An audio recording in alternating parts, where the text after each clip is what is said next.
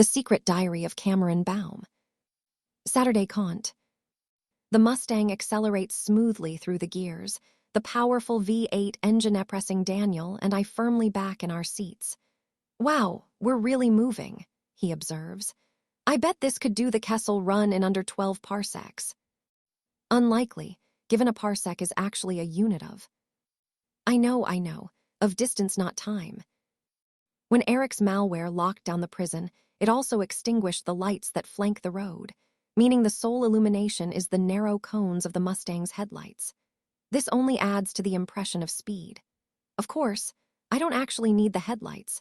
My infrared capabilities mean I can see perfectly well in the pitch dark. Daniel lacks this facility, and since traveling this fast might well be disorienting, and taking into account his nervous bladder condition, I keep the headlights on. After all, these are calf leather seats. The surface of the prison access road is smooth tarmac with little or no headwind to impede progress. The Mustang hits 170 miles an hour within the first mile. There is little to do but sit back and enjoy the ride. Almost. Red eyes, low to the ground picked out by the headlights. A fleeting impression of a squat body. Fur, 4 legs, a tail. We are traveling so fast I couldn't avoid a collision even if I wanted to. Christ. The impact throws the creature up and back, sailing over the Mustang's hood and striking the windscreen a solid blow before being deflected behind to its inevitable doom. What the hell was that? I replay the moment, slowed down sufficiently to make an informed guess. Coyote. What the hell was it doing in the middle of the road? Insufficient data. Is there any damage? I check the dashboard dials. All systems appear nominal. I don't like the look of that windscreen. Me neither. Cracks in the glass extend from the top right all the way to the middle. If the screen fails at this speed, the vehicle's interior will become a wind tunnel. That much fast-rushing air will add volume to my hair, making me resemble someone from the 1980s. I will look like Cyndi Lauper. At the 4-mile mark, the road begins to curve sharply right. Instead of braking or taking my foot off the gas, I throw the Mustang into a power slide. My superior machine reflexes preventing the vehicle from a catastrophic spin out. The G-forces throw Daniel against the center console. Holishith, he intones like a mantra. Is shit holy? It's extraordinary the deities humans will worship. The road straightens out, rises, then falls away. Briefly we become airborne, flying through the air for a dozen yards before landing hard. The suspension takes the hit without complaint. Not so Daniel, whose teeth snap together and he curses through the pain. It seems his god of shit wasn't receptive to his prayers. I see the prison. So do I. I wait to the last possible moment before stamping on the brakes. In the movies, this would cause the wheels to lock, gouts of white smoke to issue from the wheel arches, and long streaks of burnt rubber left in our wake.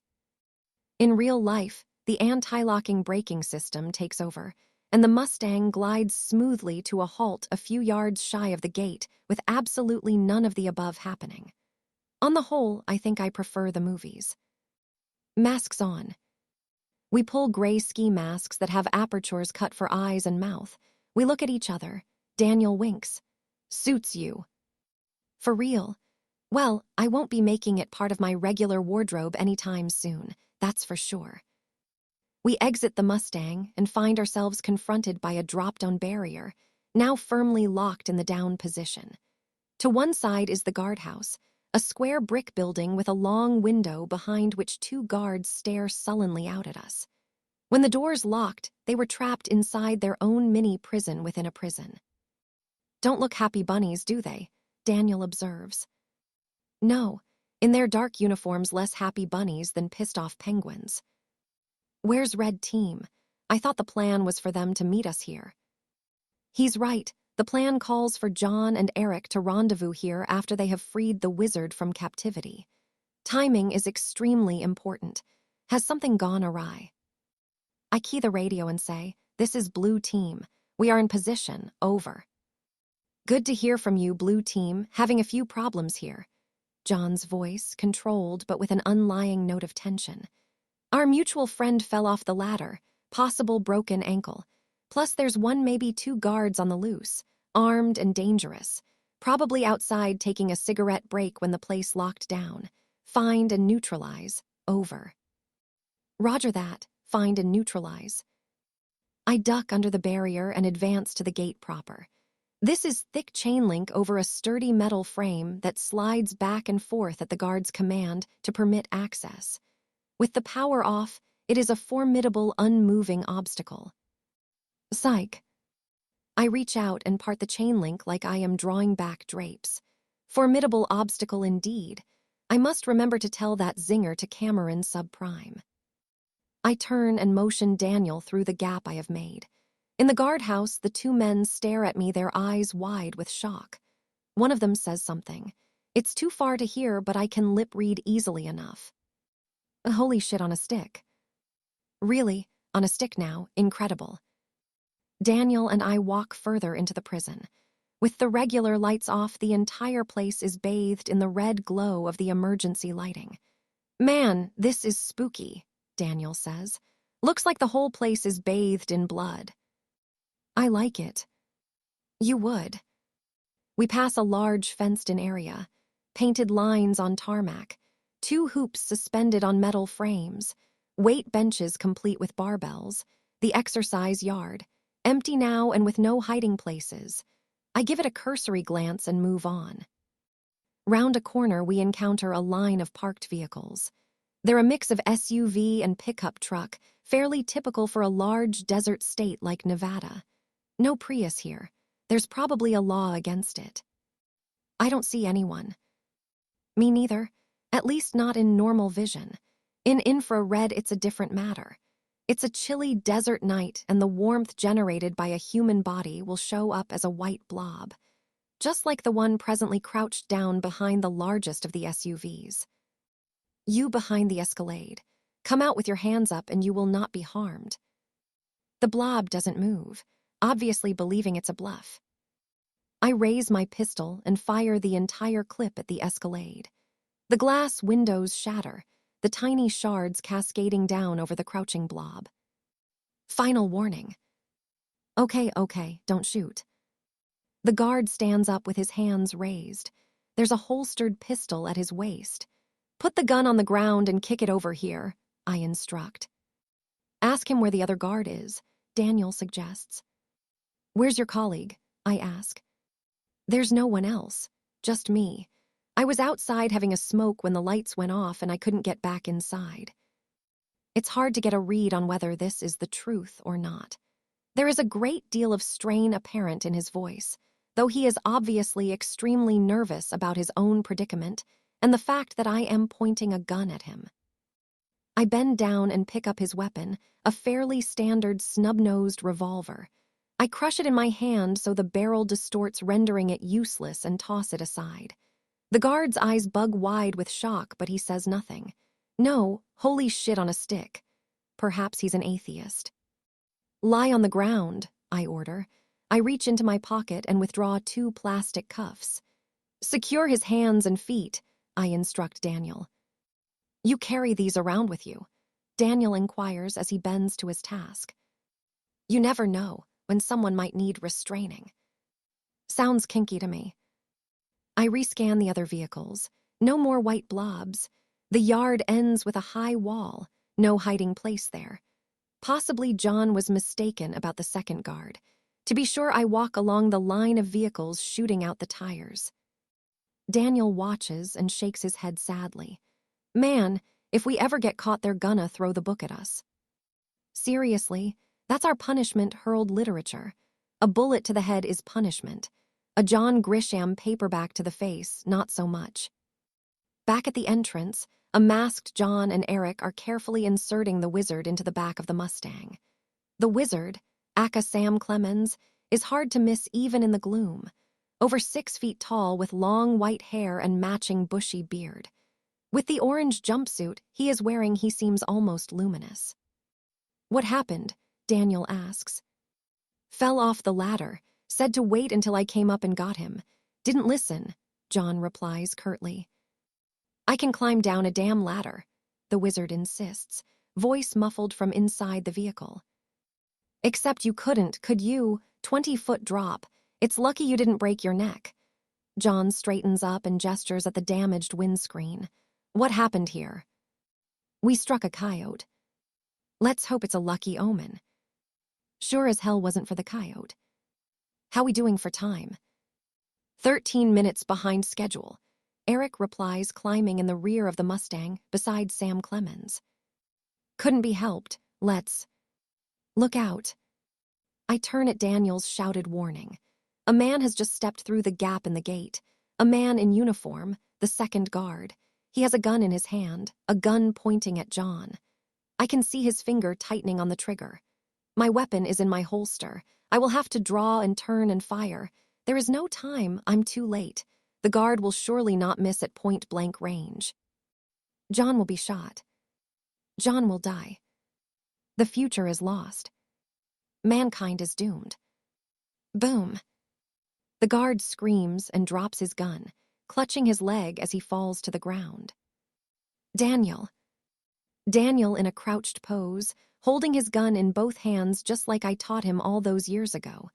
He fired the shot, not the guard. John is the first to react. He kicks the gun away, then bends to examine the guard's leg. Here, let me see, he says gently. I need a medic, the guard screams.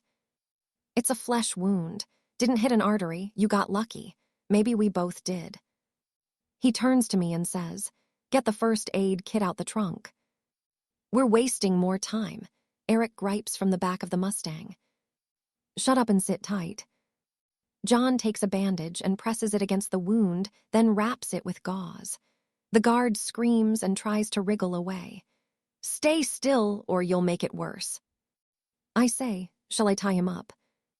No, he's not going anywhere on that leg. Okay, everyone back in the car. Daniel stands his ground, staring at the stricken guard writhing in pain just a few yards away. Hey, that means you too. It's over. He's fine. Get in or stay and serve 20 to life. Daniel chooses the former option. Good call. Clutch in, build the revs. Red line, hold the handbrake, twist the wheel, so. The Mustang spins on its axis, a noxious cloud of white smoke issuing from the wheel arches. I floor the throttle. We exit the cloud of a smoke like a bat out of hell.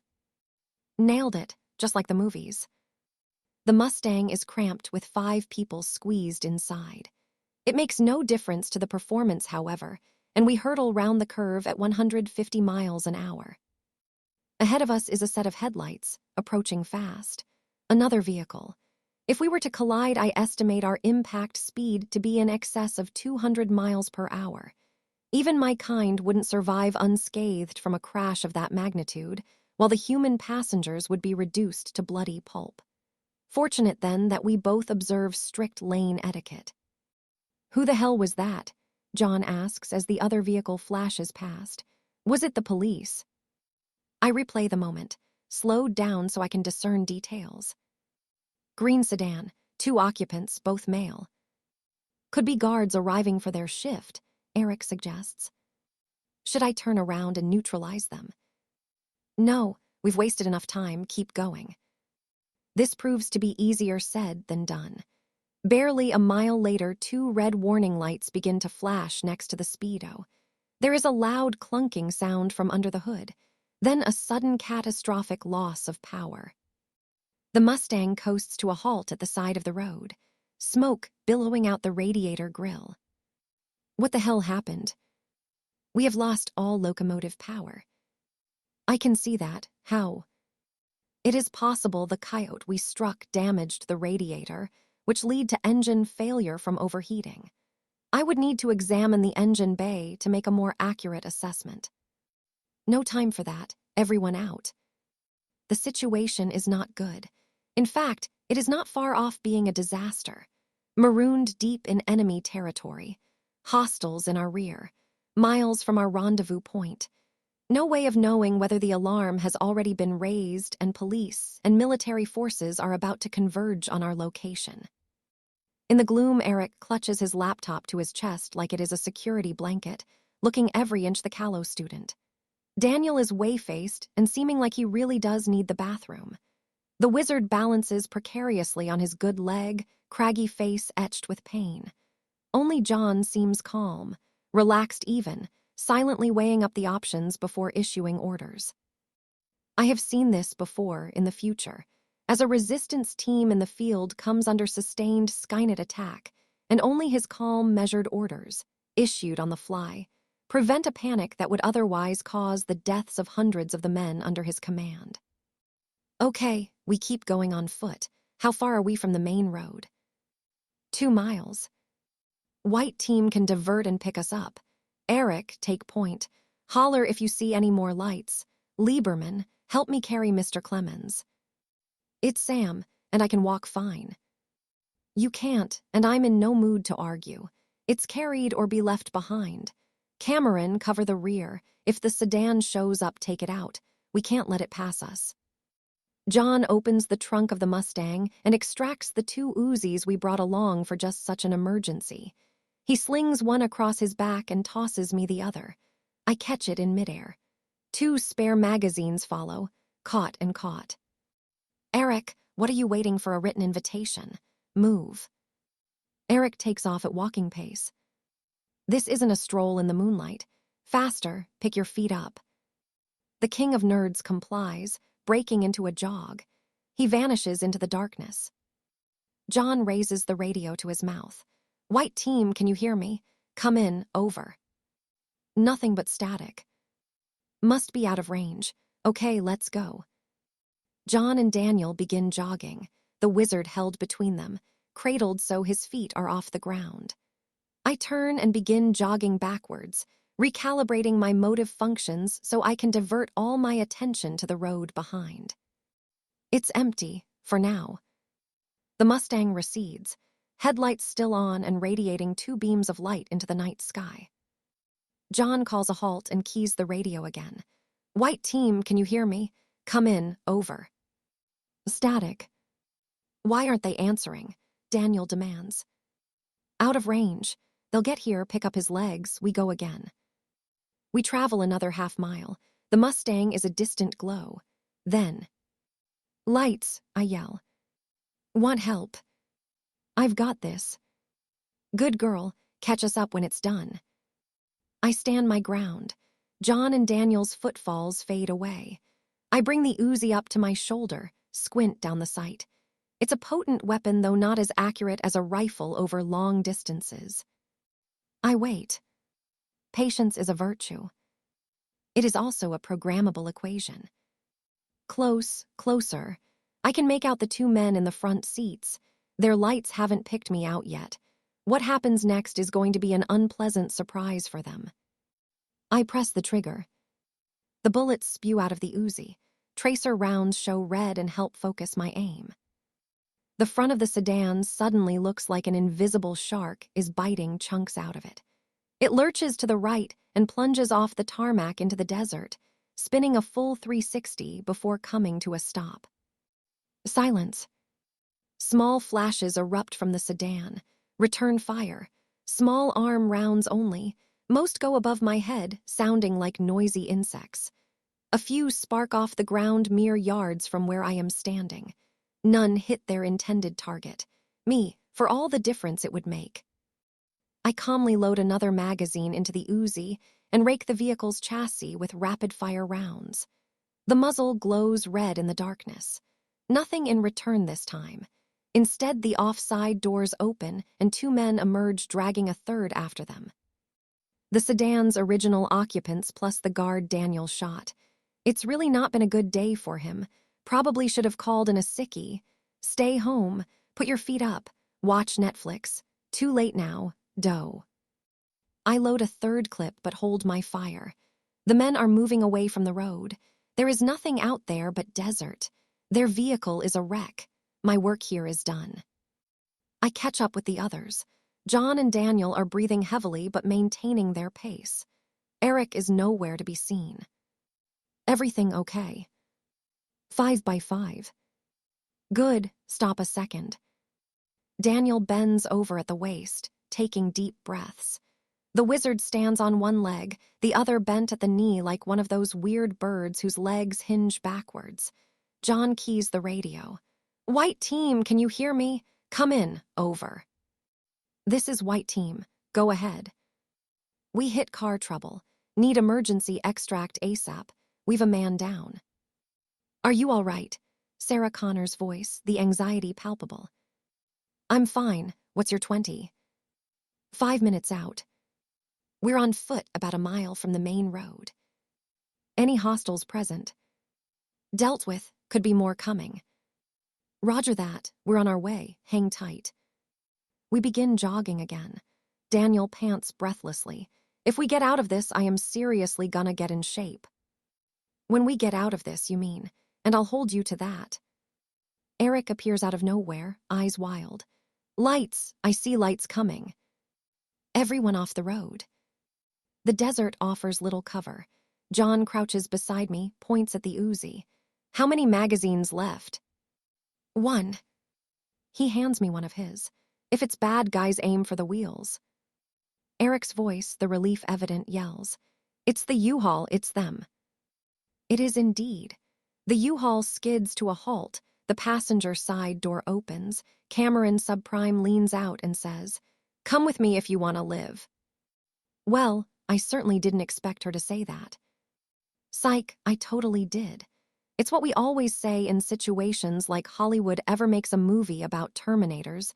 They should put that bit in the trailer. We pile in the back. John stands by the bulkhead separating the cabin and shouts through the small window. "We're in! Go, go!" The U-Haul makes a tight turn, then picks up speed. In 3 minutes, we are back on the main highway. Sarah Connor's face appears in the window.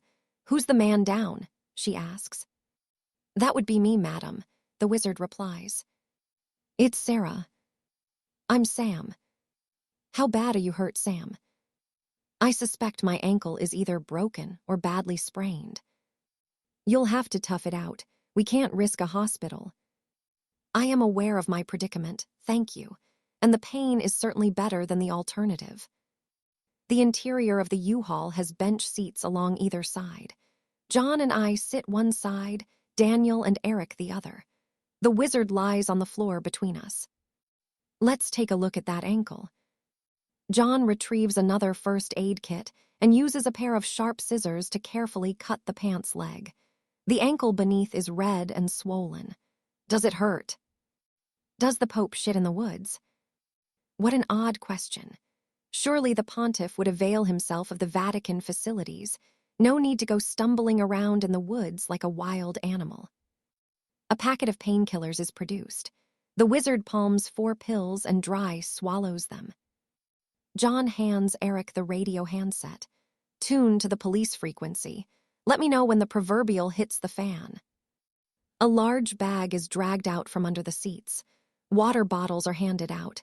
Everyone drinks long and deep, except me, and Daniel, who is staring off into space seemingly in a daze. "Lieberman, you okay?" "I shot someone. I'm not sure how." "You aimed a gun and pulled the trigger," I explain helpfully. "Firearms 101. "That's just it. I didn't aim. I saw the guy had the drop on you. Cameron had her back to him. I just reacted. And probably saved my life. Suppose I'd killed him." "You didn't." "I could have. I've never shot anyone before." "You get used to it. You might even like it," I add. "No, not a chance." "Listen, that guard'll have a month off work on full pay. A war story to tell his friends and a scar to show his grandkids. He'd probably thank you for shooting him." "Come on." "Bit much. Look, he'll be fine. You did what you were supposed to do. This was never a picnic. Get over it fast because we're not out of the woods yet." Daniel nods and reaches for a water bottle. "Is that the same woods the Pope shits in?" "Welcome back, buddy," John grins. We've brought a fresh set of clothes for the wizard to wear. A bright orange jumpsuit is a dead giveaway that you're an escaped prisoner, besides being a bit of a fashion faux pas. "We didn't know your size, so I hope this fits," John informs him. Sam Clemens strips down to his boxers. There's not an ounce of fat on him. His pale white skin is marred by some livid purple bruises over his lower abdomen. "What happened there?" John asks. Little altercation in the mess hall with one of the Marxist idiots they had me locked up with. Spouted off about what the world needs today is a fresh dose of Chairman Mao's madness. Usually that shit just slides right off. This time it riled me, and we had what you might call a frank exchange of opinion. "I hope you got in a few licks of your own." "That I did. I boxed a little in my youth. You never forget how to throw a jab, not when you're my size." He pulls on a pair of gray jogging pants and a black hoodie. The hoodie is a perfect fit, the pants a little short. "Not going to be winning any fashion awards," he quips. "I don't know. Some rappers wear their pants just like that." God save us. "How far to the interstate?" John asks the two in the front cabin. 20 minutes. "Your plan is to make a run for it." That's the gist. If we can make the interstate, we'll just be part of the traffic. They never eyeballed this van, and it's probably the last vehicle they'd suspect. It's gonna be touch and go because we lost a lot of time back there. And you're worried about a blockade. That and the Air Force Base 100 miles from here. If they put a transport Chinook in the air quickly enough, we could be facing a platoon of armed, fully trained soldiers. Not great odds. You handled yourself very well back there. You knew what you were about and didn't take any backchat from anyone, especially an old fool like me. Ever had any army training yourself? Nope, can't say I have.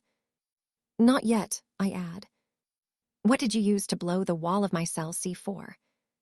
Yeah, shape charge, had to be or else. I'd be in little pieces. Eric looks up.